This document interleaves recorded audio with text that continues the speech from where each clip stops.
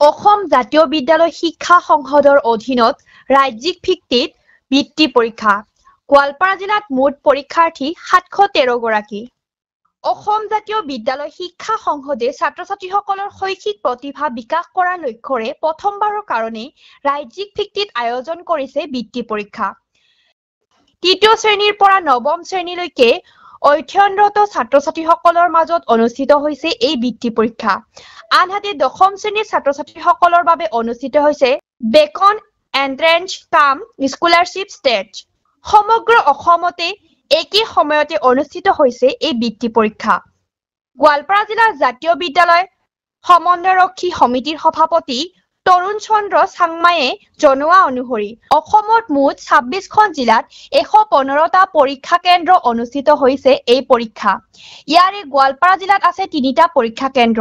সেই 3টা পৰীক্ষা কেন্দ্ৰ হৈছে মানিকপুৰ জাতীয় বিদ্যালয় ৰংজুলি আৰু বালিজানা আঞ্চলিক জাতীয় বিদ্যালয়।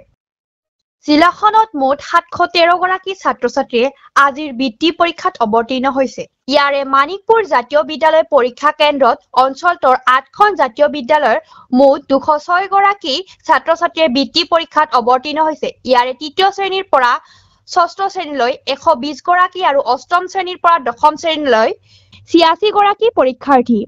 মানিকপুৰ জাতীয় বিদ্যালয় পৰীক্ষা কেন্দ্ৰত নৰপতি জাতীয় বিদ্যালয়, মানিকপুৰ জাতীয় বিদ্যালয়, টুকুৰা জাতীয় বিদ্যালয়, চাৰিগাঁও জাতীয় বিদ্যালয়, আহমদনগৰ জাতীয় বিদ্যালয়, কৃষ্ণাই জাতীয় বিদ্যালয়, গুৰিয়া হিউম পাইপ জাতীয় বিদ্যালয় আৰু দীনবন্ধু জাতীয় বিদ্যালয়ৰ পৰীক্ষাৰ্থীয়ে বৃত্তি পৰীক্ষাত অৱতীৰ্ণ হৈছে বুলি জানিবলৈ দিছে মানিকপুৰ জাতীয় বিদ্যালয় পৰিচালনা সমিতিৰ সহকাৰী সম্পাদক শামনুৰ আলমে।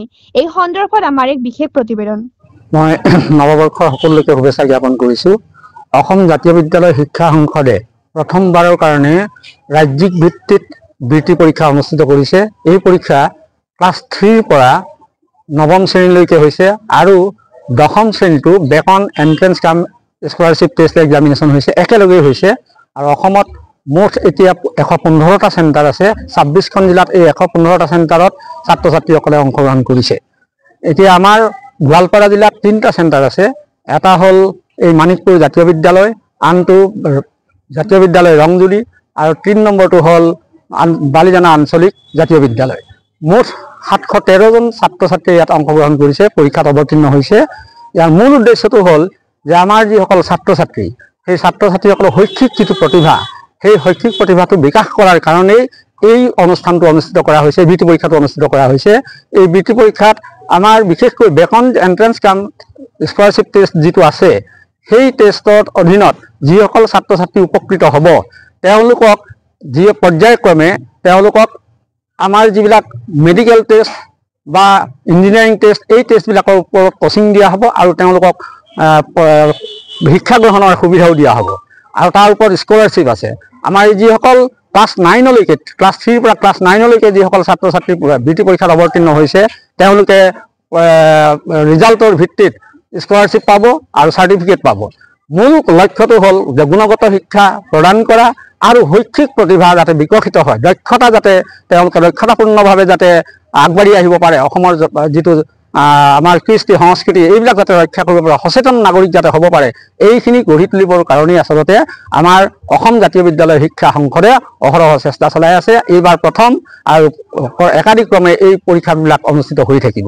এইখিনিয়ে আমাৰ বৃত্তি পৰীক্ষাৰ মূল লক্ষ্য আৰু উদ্দেশ্য। নমস্কাৰ, মই আমাৰ অসম জাতীয় বিদ্যালয় শিক্ষা সংসদৰ পৰা বিভাগীয় কৰ্তৃপক্ষ যিসকল আহিছে তেওঁলোকলৈ আমাৰ এই মানিকপুৰ জাতীয় বিদ্যালয় স্বাগতম জনাইছোঁ। আজি প্ৰথমবাৰৰ বাবে অসম জাতীয় বিদ্যালয় শিক্ষা সংসদৰ তৰফৰ পৰা যিটো আমাৰ বৃত্তি পৰীক্ষাৰ ব্যৱস্থা কৰিছে, আমি নথৈ সুখী। লগতে এইবেলি প্ৰথমবাৰৰ বাবে আমি মানিকপুৰ জাতীয় বিদ্যালয় আমাৰ গোৱালপাৰা জিলাৰ ভিতৰত 8খন বিদ্যালয়ৰ যি আমাৰ এটা কেন্দ্ৰ আমাৰ ইয়াত অনুষ্ঠিত কৰাৰ কাৰণে অনুমোদন জনাইছে, তাৰ কাৰণে আমি এই কৰ্তৃপক্ষ জাতীয় বিদ্যালয় কৰ্তৃপক্ষক ধন্যবাদ আৰু কৃতজ্ঞতা জ্ঞাপন কৰিছোঁ। আশা ৰাখিছোঁ আগলৈকো আমি এনেধৰণৰ সুযোগ সুবিধা পাম। অসমীয়া মাধ্যমৰ বিদ্যালয় হিচাপে জাতীয় বিদ্যালয় এটা সুকীয়া সত্তা আছে আৰু এই সুকীয়া সত্তাক সাৰোগত কৰি আমিও আমাৰ এই মানিকপুৰ জাতীয় বিদ্যালয়ত এইবাৰ আমি এই বৃত্তি পৰীক্ষাৰ আয়োজন কৰাত আমাৰ হয়তো কিবা ভুল ভ্ৰান্তি অলপ হ'ব পাৰে।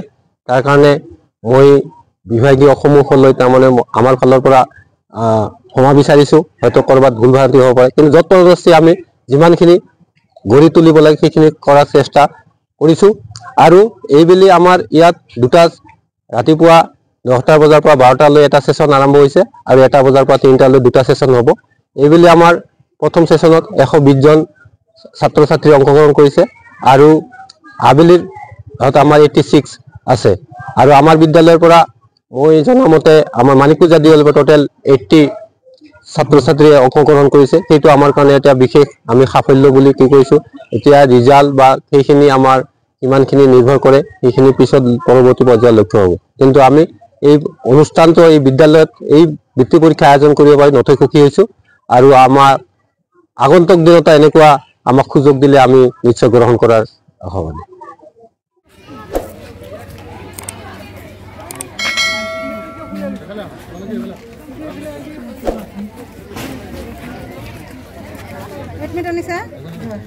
কিবা আছে ঘৰ চৰি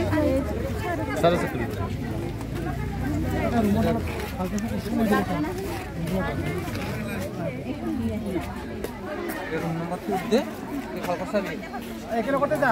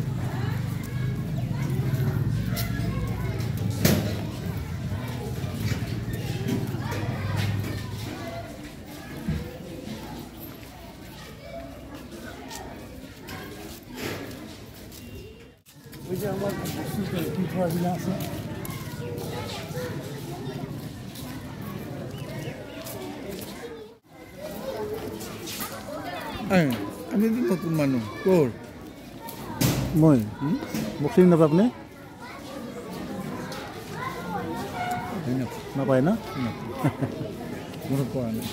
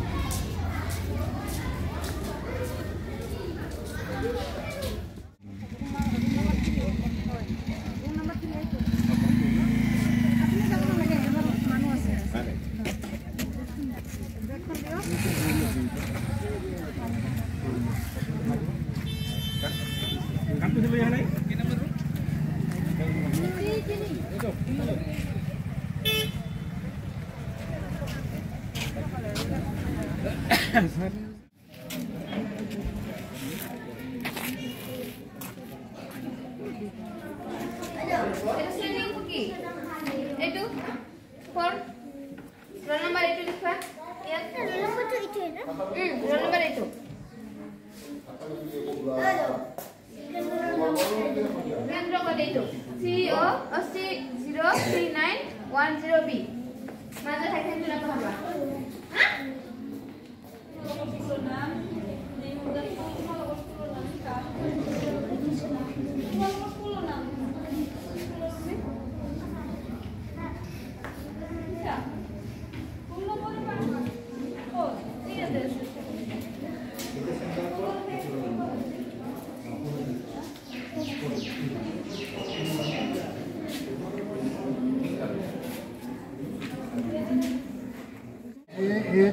B 796 हुआ लेकिन 796 हम नाम